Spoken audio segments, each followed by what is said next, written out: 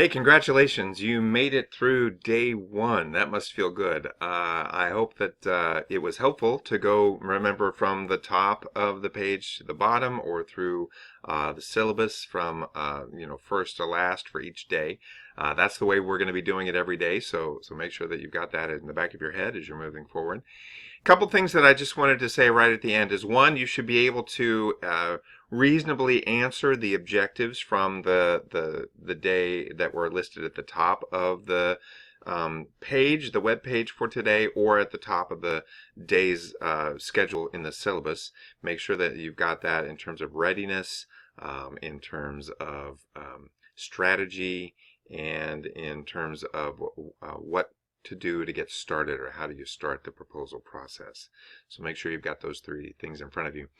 Something that I wanted to give you right here at the end is just a little template for how you might start to draft, or how you might think about drafting this fit, like thinking about how your organization or your classroom or your project or your nonprofit or whatever fits with the project or program or whatever it is that you need funding for. And one of the ways you could do that is simply just sort of fill this in and use this as your template. You say, my name's Alex. Let's say I'm representing an organization called Kids for Coffee. I don't know. I'm just making that up because I'm drinking coffee. Kids for Coffee. So my name is Alex Wiseman. I'm representing Kids for Coffee because it's an important organization that provides caffeine to children who need it to study harder for their, end of class projects. I'm totally making this up. The organization has the following potential projects. So Kids for Coffee has the following projects. We need more coffee mugs. We need more high quality blends of coffee. We need some sort of medical care in order to treat the caffeine addiction of the children. And then you talk about what the organization's mission or purpose is. So Kids for Coffee's mission or purpose is to, and then something serious, not joking like I am, about what the organization's actual mission or purpose is. And then you say the project that best fits this mission or purpose is, and then you name it and you explain why. And then talk about why the project is unique. Oops, I went one too soon. Why it's unique. That's going to be important because it will show you why that project is the right fit. This is a great way to start to think about how your organization and how your request for funding, or the project that you're requesting for funding for, fit together, and it gives you a sense of purpose moving forward. It also might help you isolate which of the ideas you have for different funding projects work. Right? So that's going to be important. The other thing I wanted to give you here was just one of the ways that you could think about determining your organizational readiness, or your nonprofit readiness, or your classroom readiness, whatever. So think about the three big categories: mission, basic information or description about the organization or group, and then what kind of expertise or experience do you have.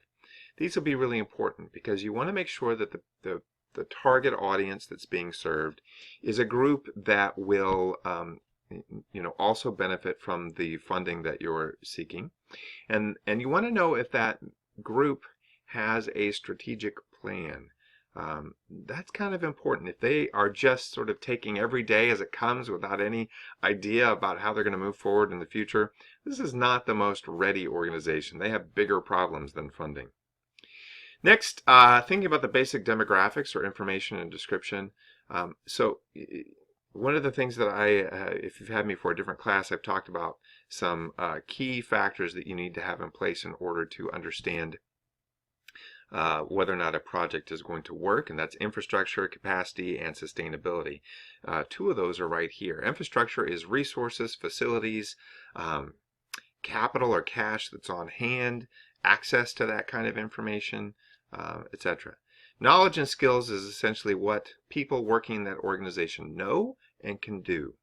Right? So what is the existing infrastructure and knowledge and skill base that is in your classroom or your nonprofit or your organization that is seeking the funding? That's going to be important because it will help the funders understand whether or not you already have the tools necessary to make whatever project it is or program it is that you're asking funding to do happen, or if you're going to need some help going that way. They also often want to know about governance structure. So is it a hierarchical model, or is it a flat model where everyone sort of does their own thing and reports back? How are decisions made? How does accountability work in your organization? In other words, when something happens, whether it's good or bad, who gets the blame or the credit, and how does that work? Because that will help the funder understand how you're going to stay accountable for actually doing what they're funding you to do. What is the budget or funding model for the organization? In other words, do you really need the money, or are you just asking for it because it's another feather in your cap?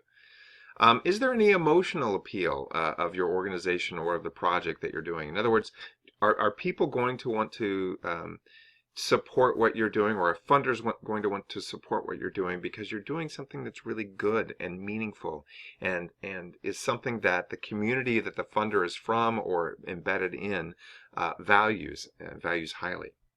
And then, do you have a reputation as an organization already? What have you already done that's noteworthy? What have you already done that shows not only that you're deserving of the money that you're asking for, but also that you can deliver on the promises that you're making about what this money is going to be used for?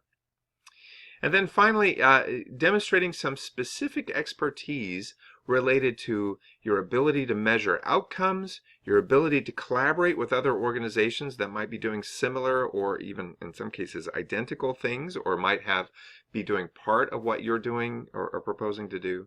And then how unique your idea is. Where does it fit that hasn't been done before? These are all going to be helpful, I think, as you think about not only what you're going to be doing for your grant idea, but also how you think about your readiness and what those factors are. So keep that in mind, and I'm looking forward to seeing what you have in store for us for the next day.